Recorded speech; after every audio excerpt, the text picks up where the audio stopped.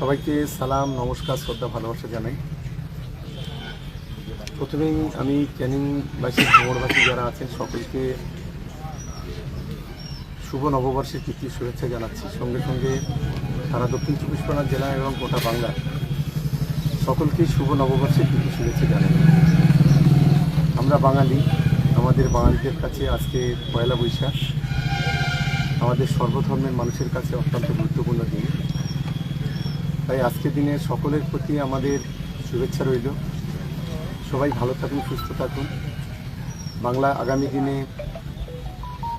প্রিয় বাংলার জননেত্রী, বাংলার মুখ্যমন্ত্রী মমতা বন্দ্যোপাধ্যায় এবং বাংলার যুবরাজ, আমাদের প্রিয় সাংসদ, আমাদের নেতা অভিষেক বন্দ্যোপাধ্যায়, তাদের দীর্ঘায়ু কামনা করছি। সবাই মিলে দিদির জন্য আশীর্বাদ করবেন এবং অভিষেক বন্দ্যোপাধ্যায়ের জন্য আশীর্বাদ করবেন এবং সকল তৃণমূল কংগ্রেসের যারা প্রার্থী আছে তারা যেন সবাই জয়ী হয় এবং আগামী দিনে বাংলাকে যেন আমরা রক্ষা করতে পারি সাম্প্রদায়িক দাঙ্গাবাজ বিজেপির হাত থেকে এবং তার দর্শকদের হাত থেকে। এই আবেদন আমি গোটা বাংলার মানুষের কাছে রাখছি। দ্বিতীয়ত, আজকে আমি 4টে প্রোগ্রামের কথা ঘোষণা করব ক্যানিং পূর্ব বিধানসভায়।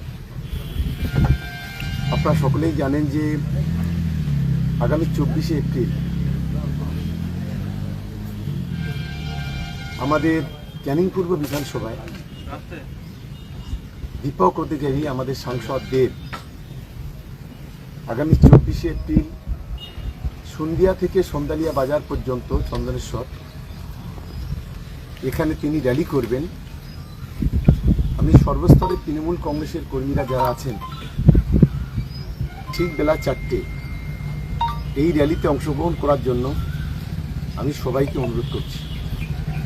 বিশেষ করে ক্যানিং পূর্ব বিধানসভা এলাকায় এই মুহূর্তে বাংলার ছাত্র যুবর কাছে অত্যন্ত গুরুত্বপূর্ণ একজন সাংসদ, একজন নেতা, একজন অভিনেতা দীপক অধিকারী তিনি আসছেন।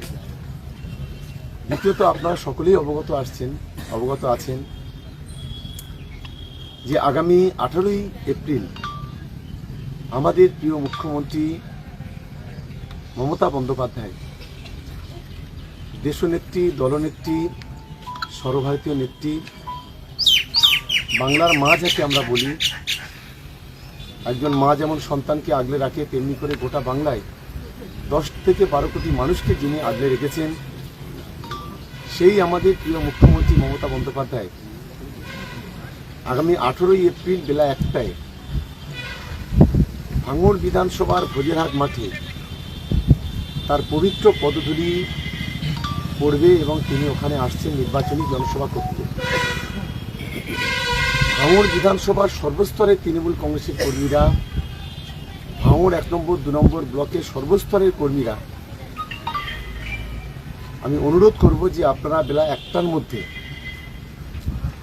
কানায় কানায় ভোজেরহাট মাঠটাকে ভরাতে হবে। তার জন্য এখন থেকে ধারাবাহিকভাবে তার প্রস্তুতি, তার প্রিপারেশন অবশ্যই নিতে হবে। এটা আমরা প্রত্যেকটি দলীয় কর্মী যারা বুথ লেভেল থেকে ব্লক লেভেল পর্যন্ত আছেন, যারা মহিলা নেত্রীরা আছেন, যারা যুব নেতারা আছেন, যারা ছাত্র নেতারা আছেন, যারা SC ST সেলের যারা আছেন, মাইনরিটি সেলের যারা আছেন, কৃষক সেলের যারা আছেন, সর্ব অংশে আমাদের যারা শিক্ষক শিক্ষিকারা আছেন, আমাদের যারা গ্রামীণ ডাক্তারবাবুরা আছেন, সমাজের সর্বস্তরে মানুষের কাছে আবেদন যে প্রিয় মুখ্যমন্ত্রীর পদধূলি ভাঙড়ের পবিত্র মাটিতে এবং আগামী দিনের ভাঙড়কে সোনার ভাঙড় তৈরি করতে প্রত্যেকটা মানুষের ভোজেরহাট মাঠে আসার জন্য আমি দলের পক্ষ থেকে আমন্ত্রণ জানাচ্ছি। আশা করি প্রত্যেকে তার প্রস্তুতি নেবে। 2 হচ্ছে, আপনারা সকলেই জানেন এই মুহূর্তে নরেন্দ্র মোদী, অমিত শাহ চোখে চোখ রেখে কথা বলা, CBI, ED, ইনকাম ট্যাক্সের প্রতিটি ক্ষেত্রে চোখে চোখ রেখে যোগ্য জবাব দেওয়া নেতা, সারা দেশ যাকে চেনে, এক কথায় লোকসভার বিরোধী দলনেতা এবং আমাদের দলের সর্বভারতীয় সাধারণ সম্পাদক অভিষেক বন্দ্যোপাধ্যায় এবং ইন্টারন্যাশনাল ক্ষেত্রে যিনি গত বছর এবং এবছর বিভিন্ন দেশের, ভারতবর্ষের হয়ে বিভিন্ন দেশে প্রতিনিধিত্ব করবেন সেই অভিষেক বন্দ্যোপাধ্যায় আগামী 25শে এপ্রিল সোনপুর কাটাডাঙ্গা মাঠে তিনি নির্বাচনী জনসভা করতে আসছেন। আমি ভাঙড় বিধানসভার সর্বস্তরের আমাদের যারা নেতৃত্ব আছেন, আমাদের যারা কর্মী আছেন, সমর্থক আছেন, আমাদের সর্বশক্তি দিয়ে জমায়েত করতে হবে, কারণ 29 তারিখে আমাদের ভোট, দাদা 27 তারিখে আমাদের ভাঙড় কাটাডাঙ্গা মাঠে বেলা 12টার সময় আসছেন 25শে এপ্রিল। সকলে মনে রাখবেন 25শে এপ্রিল বেলা 12টা সর্বশক্তি দিয়ে আমাদের জমায়েত করতে হবে। আমি আশা করি আমাদের পাশাপাশি দুটি বিধানসভা আছে, সর্বোচ্চ জমায়েত লক্ষাধিক এই দুটি বিধানসভা থেকে করতে হবে। ভাঙড়ের মানুষের কাছে আমি শুধু আবেদন করব যে ভাঙড়ের উন্নয়নের স্বার্থে প্রত্যেকটি মানুষের এই জমায়েতে উপস্থিত হওয়া উচিত বলে আমি মনে করি। কারণ আইএসএফ নওশাদ সিদ্দিকী গত 5 বছর ভাঙড়টাকে মরুভূমিতে পরিণত করেছে, শ্মশানে পরিণত করেছে, ভাঙড়ের উন্নয়নটাকে স্তব্ধ করে দিয়েছে, কঠিন পরিস্থিতির দিকে ঠেলে দিয়েছে ভাঙড়। ভাঙড়ের গ্রামে গঞ্জে পাড়ায় রাস্তাঘাটের অবস্থা জরাজীর্ণ। এইরকম একটা ভয়ঙ্কর পরিস্থিতির সামনে দাঁড়িয়ে প্রত্যেকটি মানুষের মমতা বন্দ্যোপাধ্যায়, অভিষেক বন্দ্যোপাধ্যায় এবং জয়াপুরের পাশে থাকা উচিত বলে আমি অন্তত মনে করি। আজকে আপনারা জানেন যে ভাঙড়ের ছেলেগোয়ালিয়া ব্রিজ থেকে একটা বাচ্চা সেখানে পড়ে গিয়েছে, মাদ্রাসার ছাত্র। আমরা খুবই গভীরভাবে আহত হয়েছি। বাচ্চাটা সুস্থ আছে। আমরা ইতিমধ্যে এই ছেলেগোয়ালিয়া ব্রিজ আমাদের সরকারের পক্ষ থেকে প্রায় 70-80% কাজ এগিয়ে গেছে। এটা সিমেন্টের কংক্রিটের ব্রিজ হবে, কিন্তু তারপরেও বর্তমানে যে পরিস্থিতির ইলেকশন কমিশনের দ্বারা সমস্ত প্রশাসিত যেগুলো সংস্থা আছে সেগুলো পরিচালিত হচ্ছে, যেমন পুলিশ অ্যাডমিনিস্ট্রেশন, সিভিল অ্যাডমিনিস্ট্রেশন যারা দায়িত্বে আছেন, আমি তাদেরকে বলবো অবিলম্বে ছেলেগোয়ালিয়া ব্রিজ তার রিপেয়ার এবং মেরামত করা উচিত বলে আমি অন্তত মনে করি। কারণ যে কোনো সময় অনেক বড় দুর্ঘটনা ঘটতে পারে, যেটা 5 বছর ধরে এই আইএসএফের যা নেতা নওশাদ সিদ্দিকী, তার এখানে একটা বড় দায়িত্ব ছিল, তিনি বিধায়ক ছিলেন, এদিকে কোনো কর্ণপাত করেননি, শুধু খালি লং ড্রাইভে গাড়ি চালিয়েছেন আর বাচ্চা মেয়েদের সঙ্গে প্রেম করেছেন আর ভাঙড়টাকে কঠিন পরিস্থিতির দিকে ঠেলে দিয়েছেন। এটাই হচ্ছে তো সবচেয়ে বড় কালচার। আমি ভাঙড়বাসীকে অনুরোধ করব, দায়িত্ব আমাদের, আগামী দিনে আপনারা দোয়া আশীর্বাদ করুন। ভাঙড় বিধানসভাকে এনকেডিএর আন্ডারে নিয়ে আসা, ভাঙড় বিধানসভায় গরিব মানুষের মাথার উপর ছাদ তৈরি করা, গ্রামীণ রাস্তাঘাট, গ্রামীণ পরিকাঠামো তৈরি করা, এটা আমাদের সবচেয়ে ফার্স্ট টার্গেট, ফার্স্ট প্রায়োরিটি থাকবে। এবং ভাঙড়কে শান্তির ভাঙড় তৈরি করা, সেই লক্ষ্য নিয়ে আমরা আগামী দিনে কাজ করব। তাই অনুরোধ করব যে 25 তারিখ, এটা আমাদের কাছে খুবই ইম্পর্টেন্ট দিক, বিশেষ করে ক্যানিং পূর্ব এবং ভাঙড়ের মানুষের কাছে। আপনারা অবশ্যই এই জায়গাটা মাথায় রেখে এগোবেন।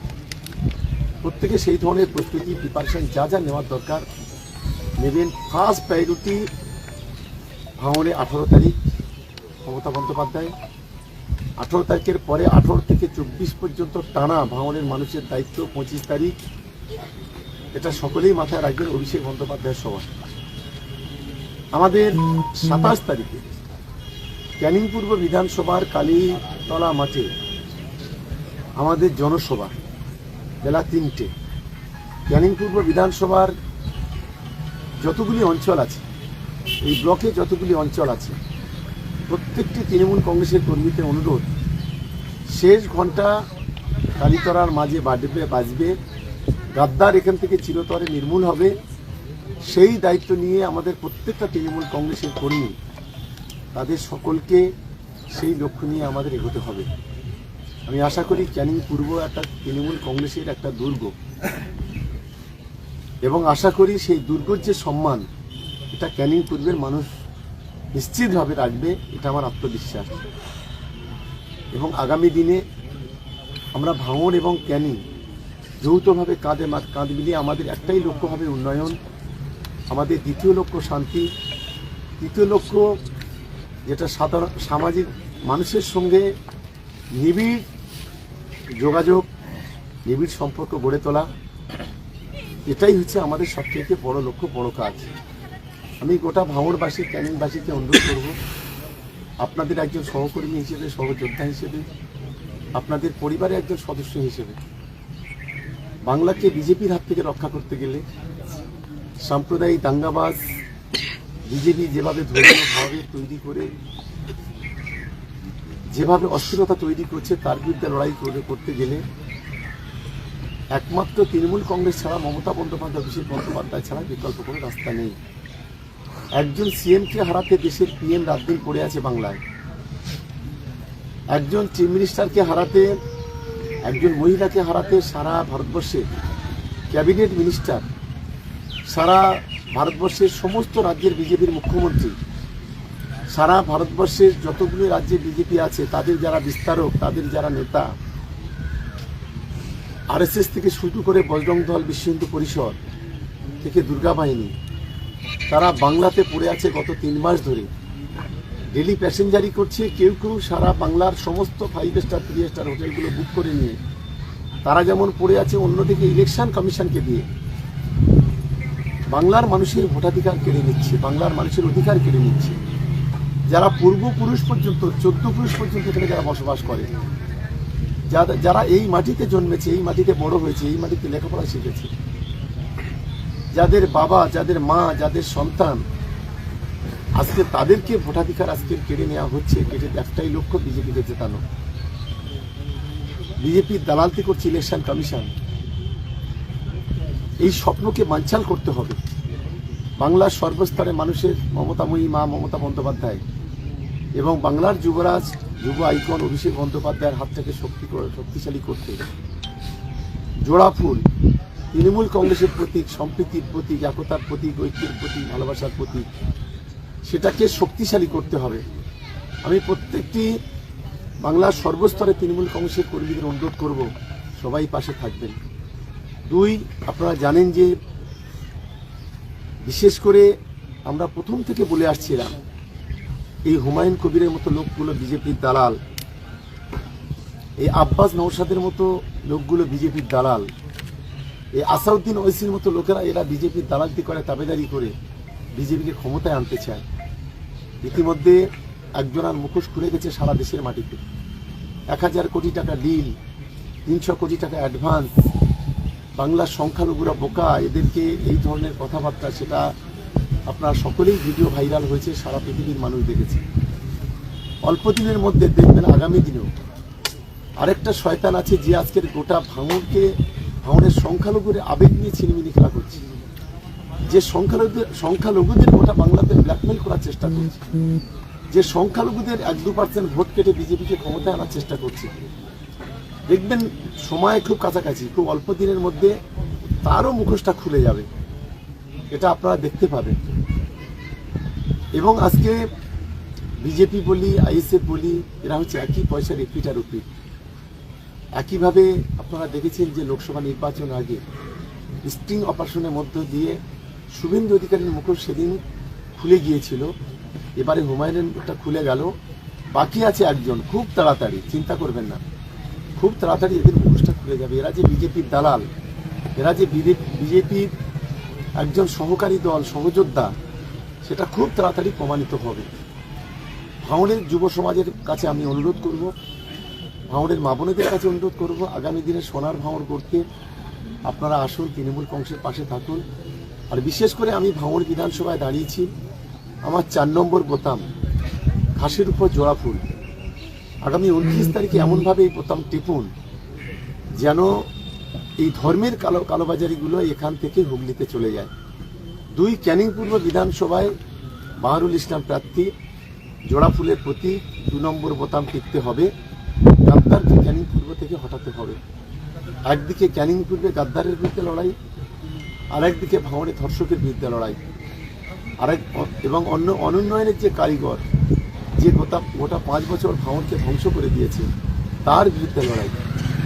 ভাঙড় ক্যানিংয়ে শুভবুদ্ধি সম্পন্ন মানুষ, তারা নিশ্চিতভাবে আগামী দিনে আপনার সন্তানের দিকে তাকিয়ে, আপনার ছেলে মেয়েদের দিকে তাকিয়ে, আপনার পরিবারের দিকে তাকিয়ে একটা সুস্থ সমাজ গড়তে, সুস্থ সমাজ উপহার দিতে এবং বিশেষ করে সামাজিক পরিষেবাকে সুদৃঢ় করতে আপনারা মমতা বন্দ্যোপাধ্যায়, অভিষেক বন্দ্যোপাধ্যায়ের পাশে থাকবেন।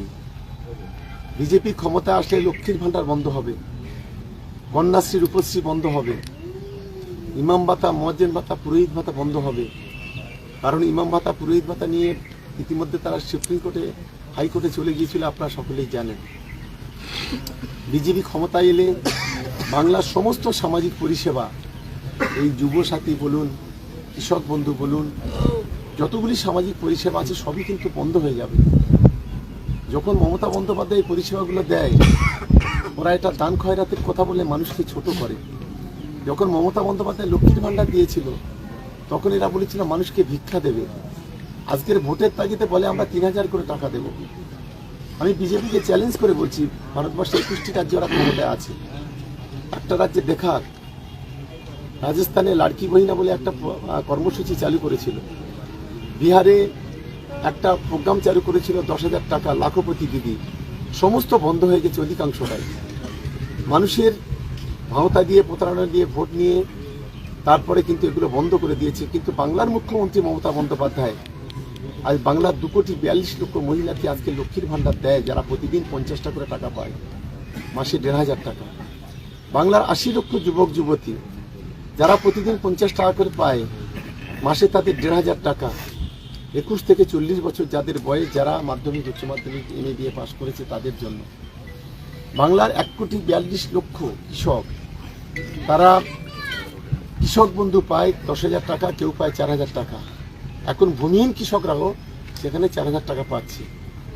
বাংলার 10 থেকে 12 কোটি মানুষের মধ্যে প্রায় 9 কোটি মানুষ বিনা পয়সায় খাদ্যসাথীর চাল পায়।